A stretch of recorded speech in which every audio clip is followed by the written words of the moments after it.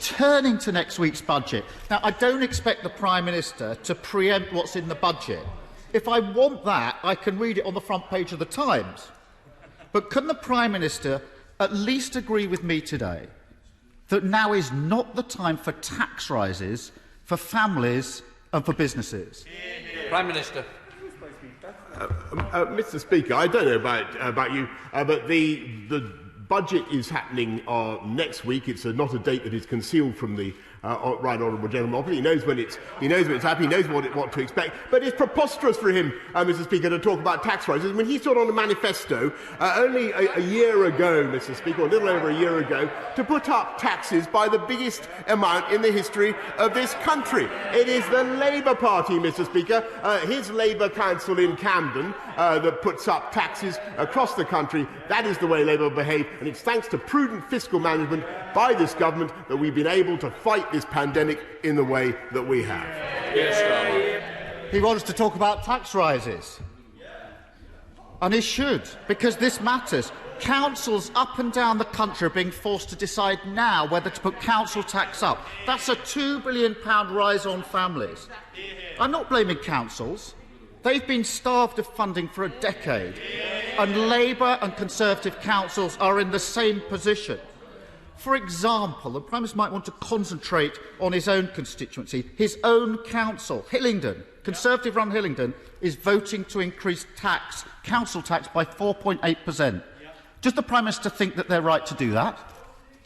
Prime Minister. Mr. Speaker, Hillingdon Council, in common with most Conservative councils, has been running lower council taxes than Labour up and down the country. He's completely wrong, Mr. Speaker. I'm going to correct him. The top 10 highest council taxing councils in this country are run by the Labour Party, Mr. Speaker, and they are all going to put their taxes up, Mr. Speaker, except for one in those top 10, which is Burnley, which is currently in no overall control, Mr. Speaker. And he talks about London and my own record on taxes. He should talk to the current Labour Mayor of London, who is putting up his council tax by 10%, because I can tell him that the previous Conservative Mayor of London, Mr. Speaker, cut council tax by 20%.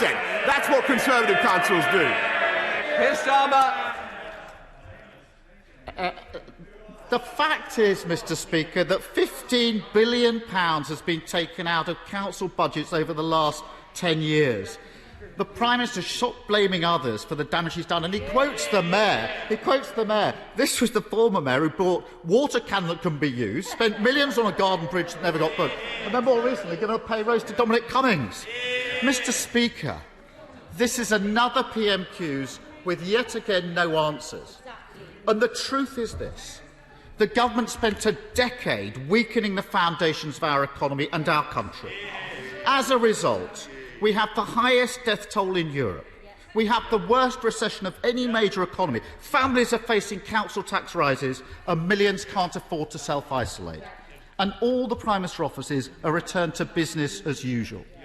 Next week's budget is a chance to choose a different path, to build a stronger future, to protect families, to give our key workers the pay rise they deserve, and to back British businesses by supporting 100,000 new start-ups.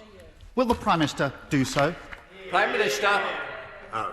Mr. Speaker, if you'll only wait till next week, I think you'll find that we'll do far more than that paltry agenda that he set out.